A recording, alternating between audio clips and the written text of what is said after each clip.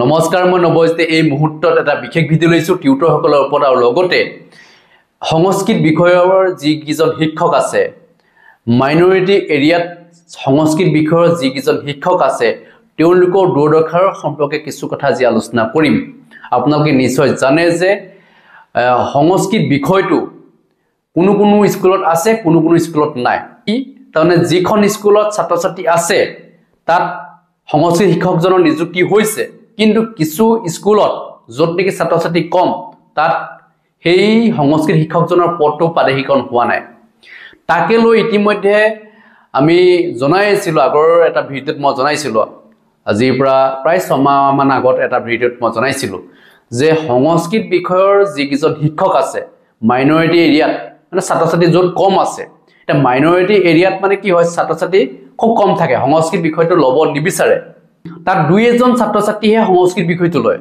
কিন্তু সেই দুই এজন যে ছাত্ৰ-ছাত্ৰী লয় তেওঁলোকৰটো পঢ়াৰ ইচ্ছা থাকে আপোনালোকৰ মাজতে এটা বহুতেই জানে যে যিসকলে আগতে পঢ়ি আহিছিলে কৰবাত হিষ্ট্ৰী দুজন ছাত্ৰ-ছাত্ৰী থাকে তাতো এজন শিক্ষকৰ দৰকাৰ হয় কৰবাত তিনিজন থাকে কৰবাত চাৰিজন থাকে এনেকে থাকে এটা ভেঞ্চা শিক্ষাস্থান এখনত কিমান থাকিব পাৰে মিনিমাম 5 জন 6 জন বা 7 জন থাকিব পাৰে ম্যাক্সিমাম হয়তো 10 জন থাকিব পাৰে এতিয়া মানে চৰকাৰখনে কি কৰিছে 10 জন যত ছাত্ৰ-ছাত্ৰী আছে বা তাকে কম ছাত্ৰ-ছাত্ৰী আছে সংস্কৃত বিষয় লোৱা তাত চৰকাৰখনে মানে সেই পোষ্টটো পাদেশীকৰণ কৰি দিয়া নাই যাৰ কাৰণে একাংশ শিক্ষকে এতিয়া এই পদ পাদেশীকৰণৰ পৰা তেওঁলোক বঞ্চিত হৈছে তাৰে লগতে কিছুমানৰ হৈছে মানে যত নেকি মানে ছাত্ৰ-ছাত্ৰী বেছি আছে সংস্কৃত বিষয়টো লোৱা তাত পাদেশীকৰণ হৈছে কিন্তু কিছু কিছু স্কুলত হোৱা নাই কিন্তু সেই সকল শিক্ষককেটো একেলগেই তেওঁলোকে জয়েন কৰিছিলে সেই সময়ত মানে 1986 চনতে যেটো যিখন আইন আছিলে ৰাষ্ট্ৰীয় শিক্ষানীতি যিখন আইন সেই আইনৰ ভিত্তিত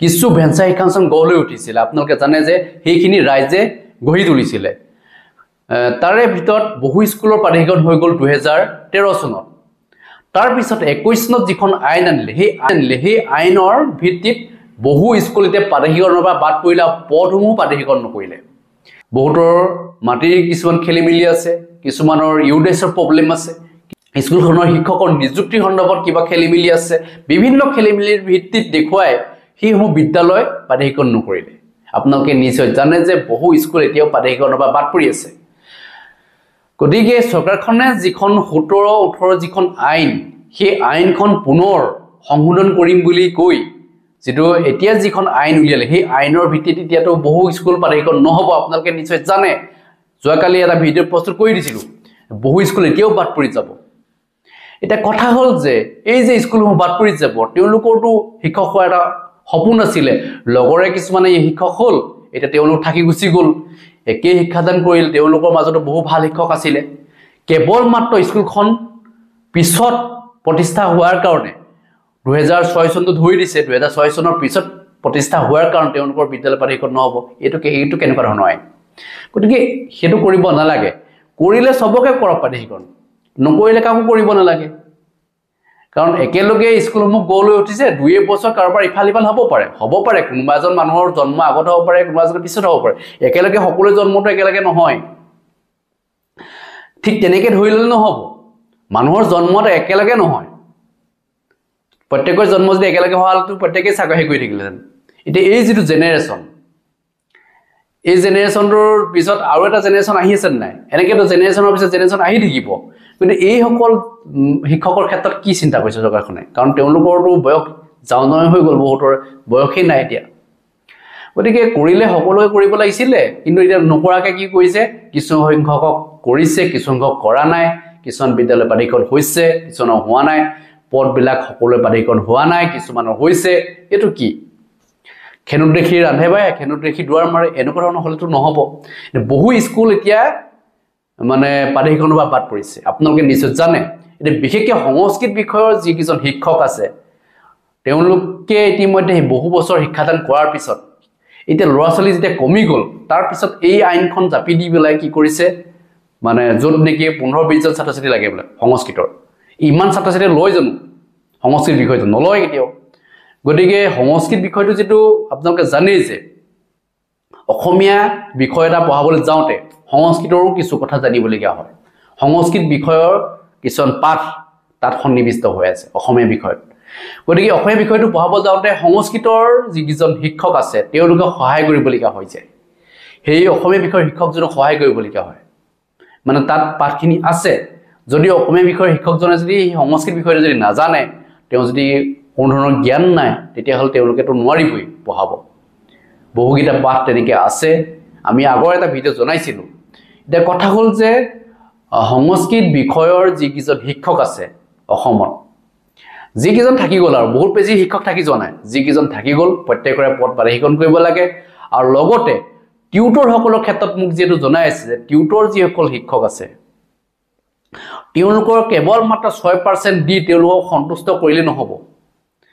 তেওঁলোকে সমানেই কষ্ট কৰিছে। এজন ৰেগুলাৰ শিক্ষকে যিমান কষ্ট কৰিছে, সেই টিউটৰজনে সিমানেই কষ্ট কৰিছে।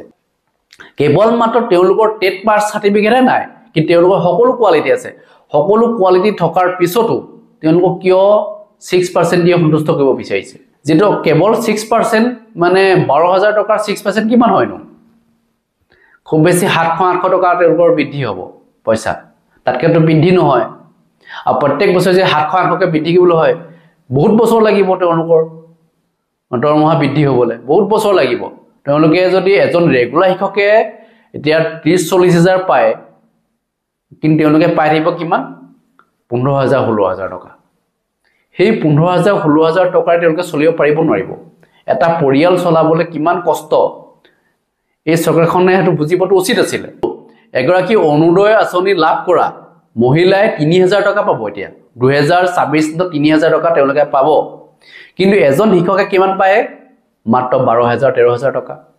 তাতে অলপ 6% দি মিলি অলপ বাঢ়ি গ'ল, ধৰক 14,000-15,000লৈ যাবগৈ, মানে 2-3 বছৰৰ পিছত। এনেকৈ গৈ থাকিব। কিমান দিন লাগিব? 40,000 পাবলৈ বা 50,000 টকা দৰমহা পাবলৈ তেওঁলোক কিমান বছৰ লাগিব? তেওঁলোকৰ বয়স নাথাকিবগৈ।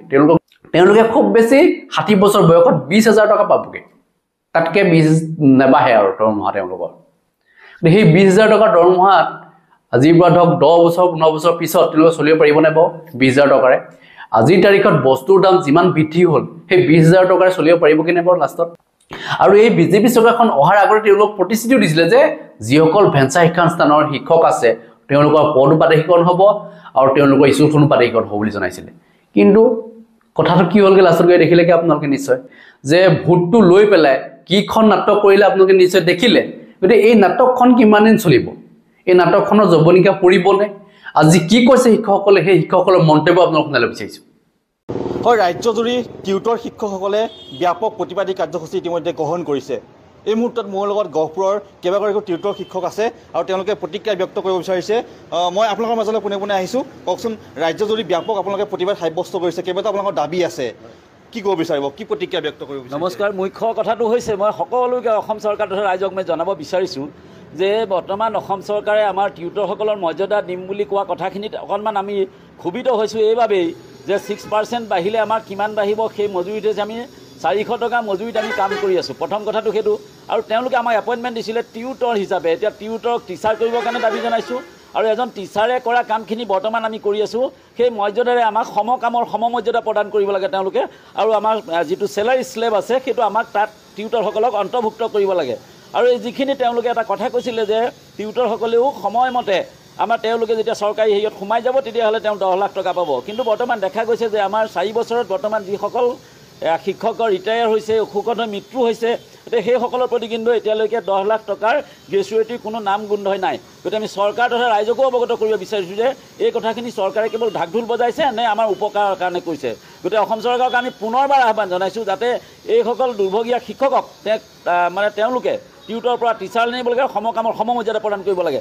আমাৰ মুখ্য দাবী এইকেইটাই, যাতে তেওঁলোকে মানুহৰ সেৱা কৰিবলৈ যাওঁতে আমাক যিখিনি মৰ্যাদা দিব লাগে সেইখিনি যাতে আমাক প্ৰদান কৰে, তাৰ বাবে আমি চৰকাৰক আহ্বান জনাইছোঁ। আপোনাৰ ওচৰলৈ আহিছোঁ, কওকচোন, ৰাজ্যৰ বিভিন্ন প্ৰান্তত আপোনালোকে ব্যাপক প্ৰতিবাদ সাব্যস্ত কৰিছে, আপোনাৰ মূল উদ্দেশ্যটো কি? হয়, আমাৰ সদৌ অসম টিউটৰ সন্থাক আমাৰ মাননীয় শিক্ষামন্ত্ৰী মহোদয় কেইবাবাৰো আমাক আলোচনাত মাতিছিলে, আৰু তেখেতে প্ৰত্যেকবাৰ আলোচনাত আমাক কৈছিলে যে আপোনালোকক সমকামৰ সমমজুৰি দিব নোৱাৰিলেও অন্ততঃ 25-30 হাজাৰ টকা আমি মাহিলী দিয়াৰ ব্যৱস্থা কৰিম বুলি তেখেতে আজি 4 বছৰ পৰ্যন্ত আমাক চুচুৰাই যোৱাকালি যিটো আমাৰ বাজেট অধিৱেশন হ'ল, সেই বাজেট অধিৱেশনত কেৱল মাত্ৰ আমাক 720 টকা বছৰেকত ইনক্ৰিমেণ্ট হিচাপে তেখেতসকলে বঢ়াইছে। গতিকে আপোনালোকেও চিন্তা কৰি চাওক যে আমি এখন ঘৰ কেনেকৈ চলাম। 12,000 টকাৰে আমি এখন স্কুলত অহাৰ পিছতে আমি 8টাৰ পৰা 8:30টাৰ পৰা 3টা 3:30 বজালৈকে আমি স্কুলত থাকিব লাগিব।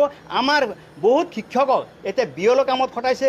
আমি ইলেকশ্যনৰ বিভিন্ন ডিউটি কৰোঁ, প্ৰতিটো কামত আমি চৰকাৰী কৰ্মচাৰী হিচাপে আমি কাম কৰি আহিছোঁ। কৰি অহাৰ স্বত্তেও আমাক চৰকাৰে কিয় এনেকুৱা কৰিছে আমি ভাবি তৎ পোৱা নাই। আমি হতাশগ্ৰস্ত হৈছোঁ, আমি চৰকাৰৰ ওপৰত ক্ষোভিত হৈছোঁ।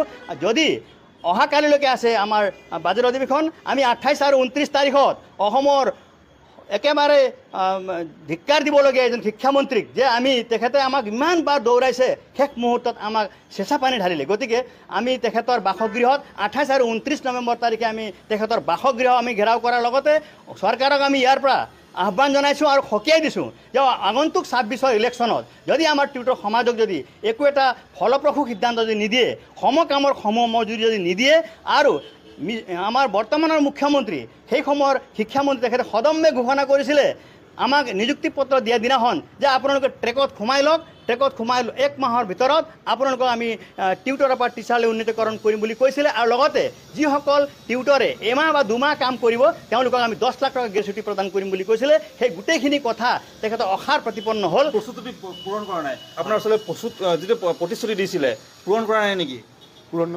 সঁচা অৰ্থত তেওঁলোকে প্ৰতিশ্ৰুতি পূৰণ কৰা নাই। আমি বহু আশাৰে তেখেতসকললৈ বাট চাই আছিলোঁ। সিদিনা যিটো বিধানসভা অধিৱেশনত তেওঁলোকে সিদ্ধান্ত ল'লে, ই সঁচাকৈ দুখজনক। সেইকাৰণে তেওঁলোকে আজি গৈ থৈ এই 1200 টকাৰ এগেইনষ্টত তেওঁলোকে মাত্ৰ 720 টকা ধাৰ্য কৰিছে, যিটো নেকি 6%। কিন্তু সৰ্বসাধাৰণ ভোটাৰ ৰাইজে ভাবিছে 6% মানে এটা হিউজ এমাউণ্ট, এটা গধুৰ অংকৰ দৰমহা পাব নেকি।